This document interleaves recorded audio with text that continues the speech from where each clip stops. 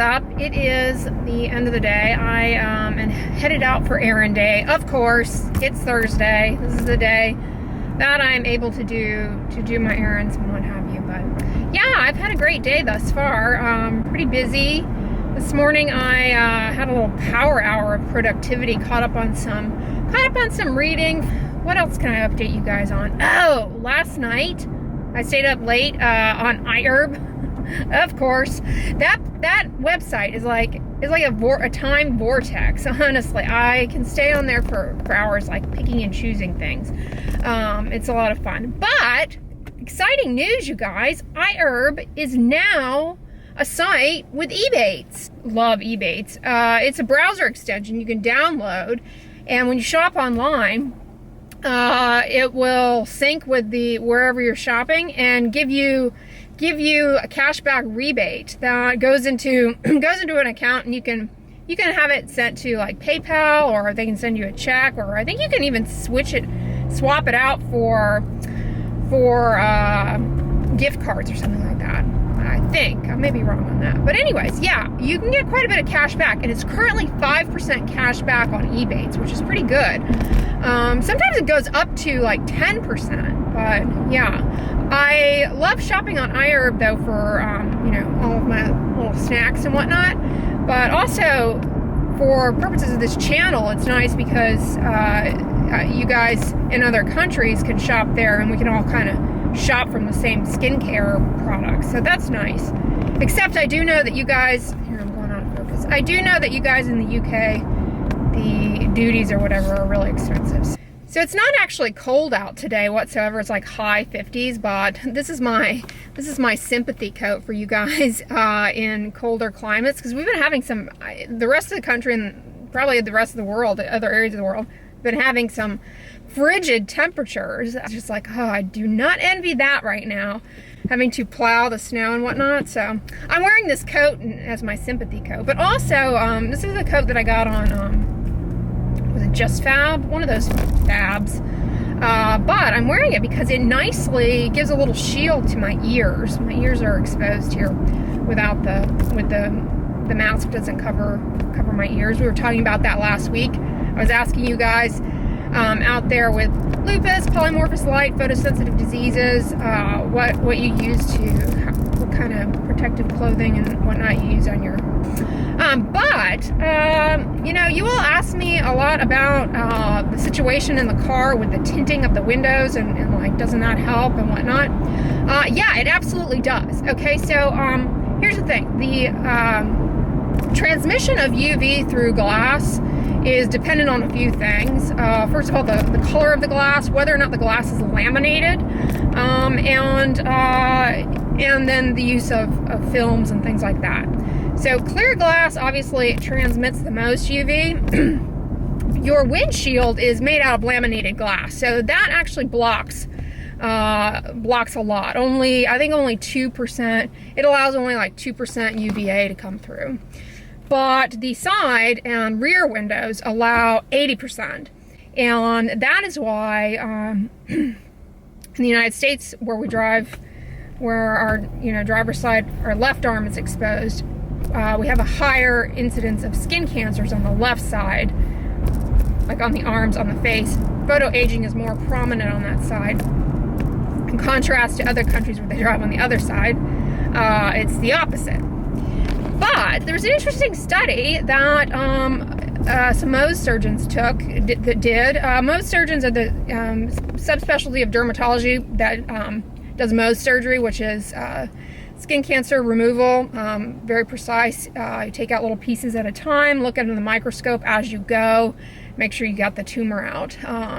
But in their clinic, they surveyed all of their patients, like a chunk of their patients over a time period, who are coming in for treatment of skin cancers. They surveyed them about their use of sun protection in automobiles. It's estimated that the majority of our day-to-day UV exposure actually occurs while we're in automobiles, because the side windows don't block. But first of all, those people they surveyed in their skin cancer clinic, like other studies support, the majority did not really wear sunscreen in the car. So they didn't use that protective behavior. Sunscreen use, though, was more likely if you were female and or you had a family history of melanoma. You were more likely to wear sunscreen in the car. Of those people who said they did wear sunscreen in the car, I think it was like 30% said they never put it on their arms and hands. They never put it on their shoulder, their arm, or their hand, and that is where all the UV hits. So they're only putting it on their face. But interesting about the glass, the automobile glass, those individuals who said that they had tinted side and rear windows were more likely to have skin cancers on the right side instead of the left side, suggesting that the window tinting lowered their formation of skin cancers on the typically affected side related to driving. And you might say, well, like, why did they make skin cancers on the right side? Probably because of lifetime UV exposure. You know, that was the population they were looking at. That's one thing you have to take into account when you look at the study, is that this was a skin cancer a clinic that focuses on the surgical management of skin cancers.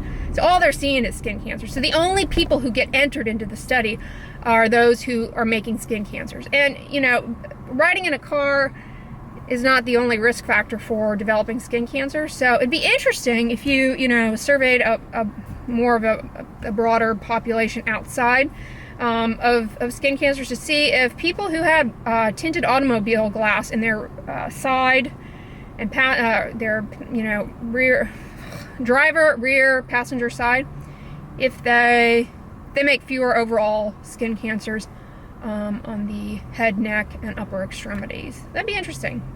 But suggests, at least this study, that definitely does provide some protection. The UV protective films are the best, though. That is really what you want to. That's really what you want to invest, because those allow you good visible light. You know, they don't reduce your visibility, and they give the most coverage. Glass filters out UVB. UVB is the rays that damage DNA directly. Clear glass will filter that out, but it doesn't filter out UVA. UVA is the rays that penetrate deeply, age the skin, predominantly damage collagen,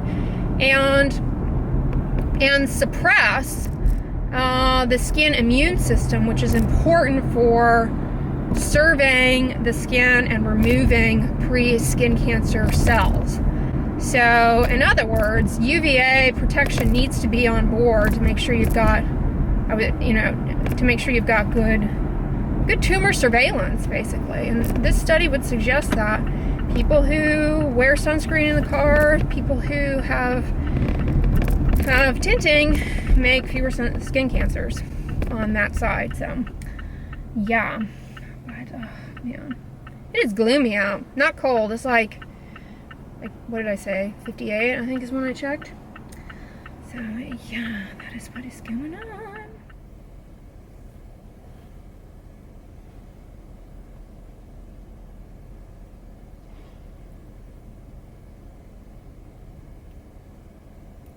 Well, hey guys, what's up? I am just reapplying a little of this. This is the Mdsolarsciences Broad Spectrum SPF Mineral Cream. This is a mineral exclusive sunscreen. It's really nice. I don't know if you can see, I just swatched a little there on my face. It doesn't leave a cast if you have fair skin, but if you have, darker skin, this is the type of sunscreen that leaves that sheerish white cast. You know what I'm talking about? It's not cast free, but it's the kind of thing that depending on what your makeup practices are, you can camouflage with a tinted sunscreen on over top. In my case, I really enjoy that Exuviance one, as well as the Color Science Mineral Shield, and Elta MD makes a fantastic tinted sunscreen. But this one's pretty nice. The reason this one's a good one, you might like it, is that it does dry down pretty matte, but is simultaneously moisturizing, which I find to be kind of a tricky balance, is getting, I'm just gonna get a little on my forehead, getting a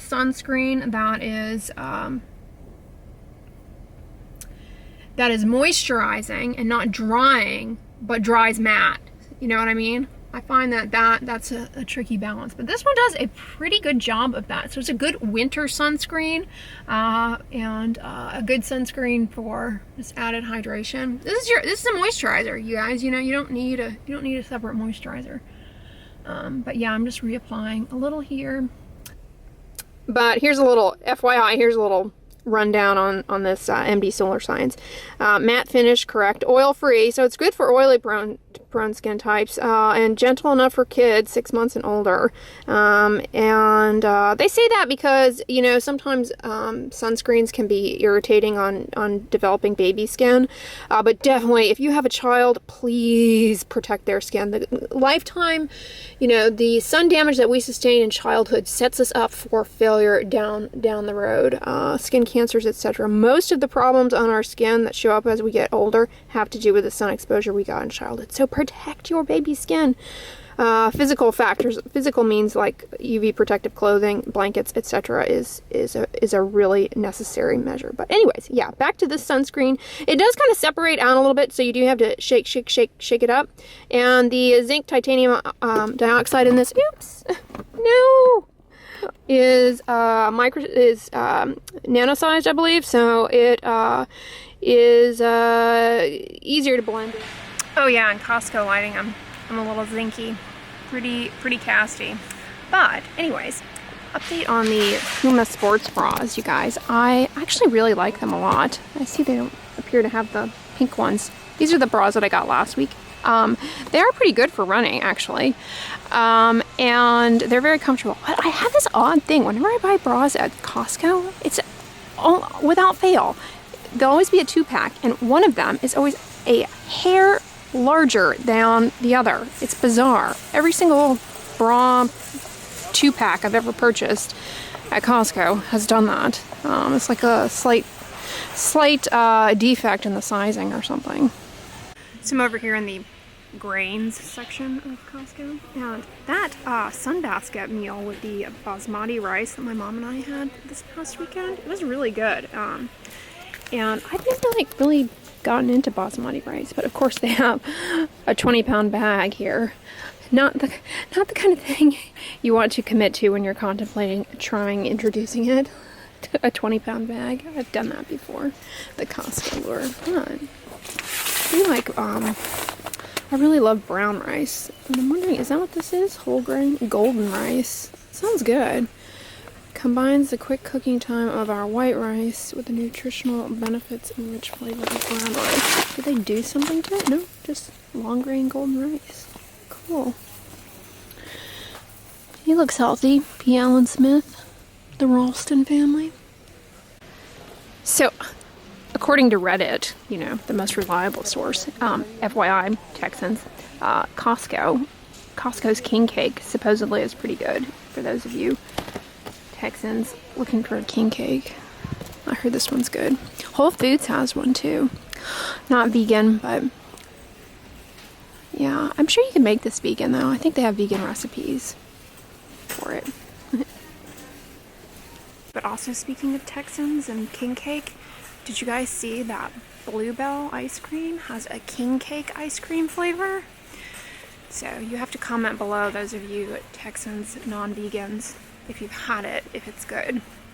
Let a girl know. I'm curious. They could totally make that vegan. Vegan king cake ice cream. That would be delicious. They can make it with coconut milk. It'd be really good.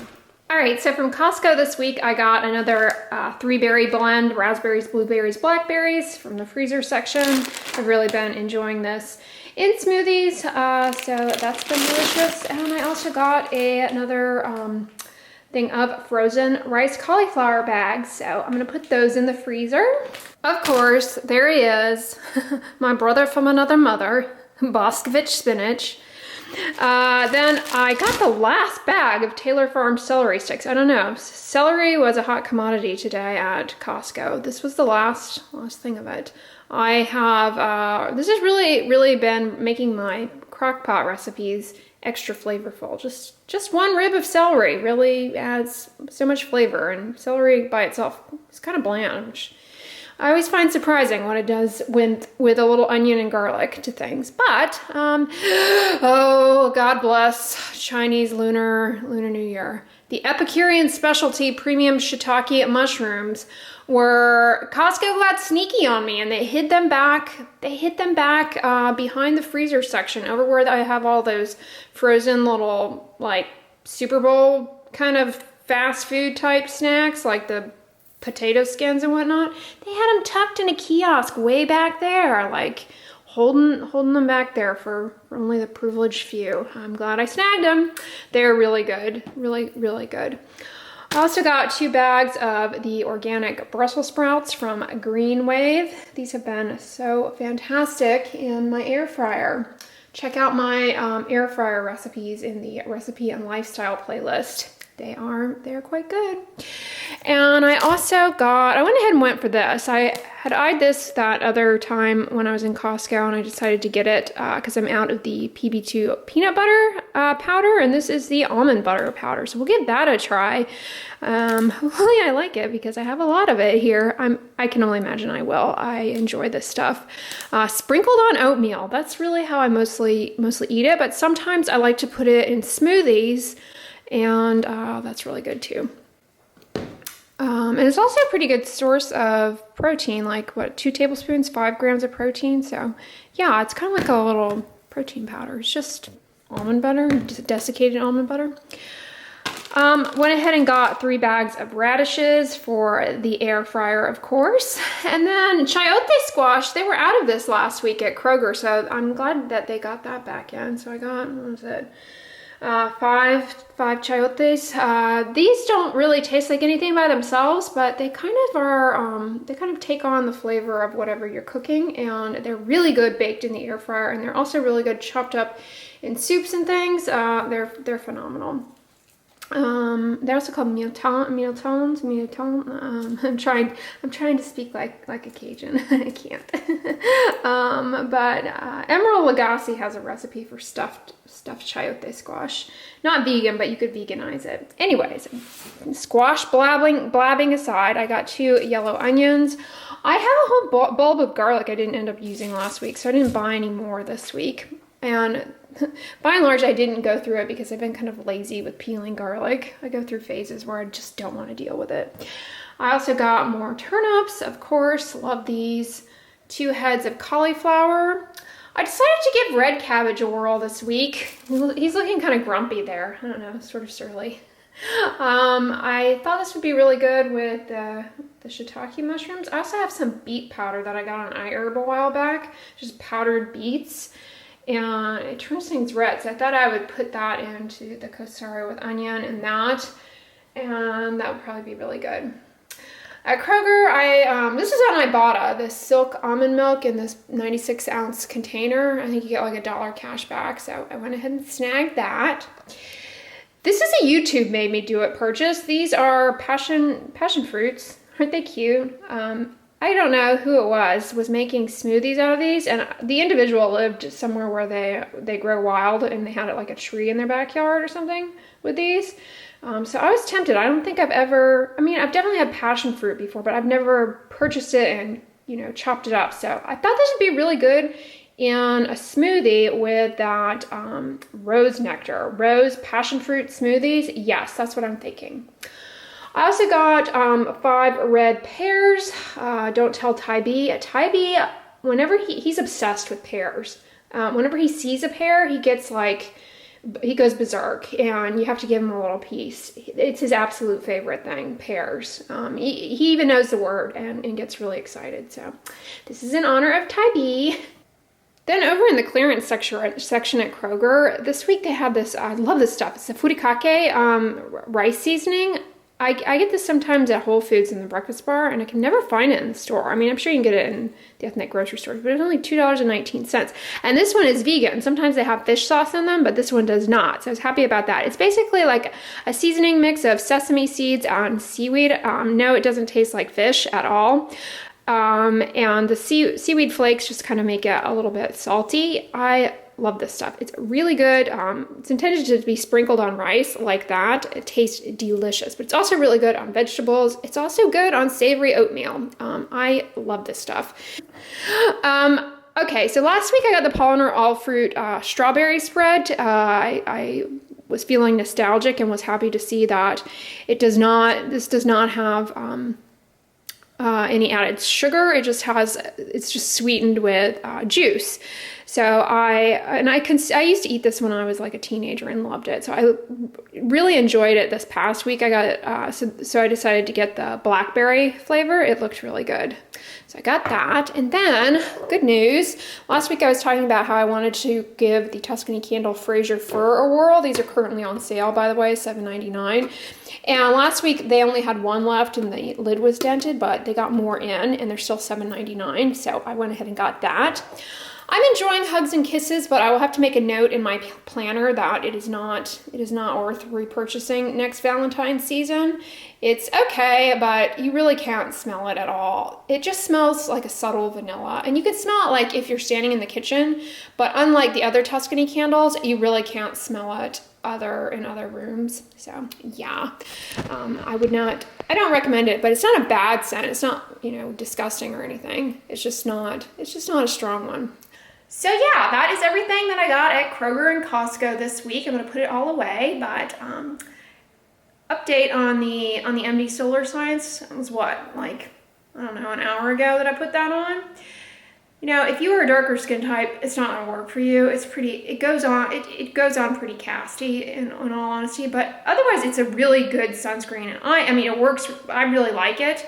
It's nice and moisturizing, but yeah, I don't think you'd be happy with the cast. If you're a darker skin type, a great sunscreen that I love is the Coats Natural Tint, I think it is. That is a really good one. So I'll list it down below for you guys, but yeah, I hope you all enjoyed the vlog today. If so, give it a thumbs up, share it with your friends, and as always, don't forget, sunscreen and subscribe. I'll talk to you guys tomorrow. Bye.